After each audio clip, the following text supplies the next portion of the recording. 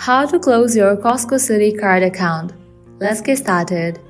Follow these steps to close your Costco Citi Card account. Before closing your account, make sure there are no pending balances or transactions.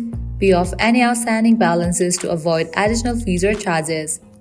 Call the customer service number on the back of your Costco Citi Card to speak with a representative, or else you can navigate to the official website of Costco Citi.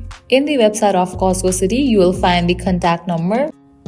You can inform the customer service representative that you would like to close your Costco Citi Card account. They may ask you for some information to verify your identity.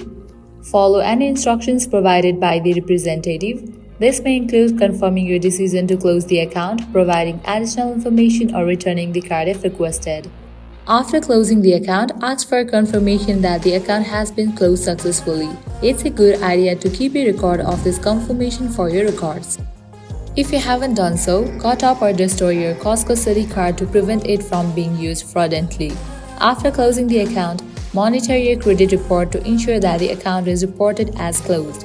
This can help you detect any errors or unauthorized activity.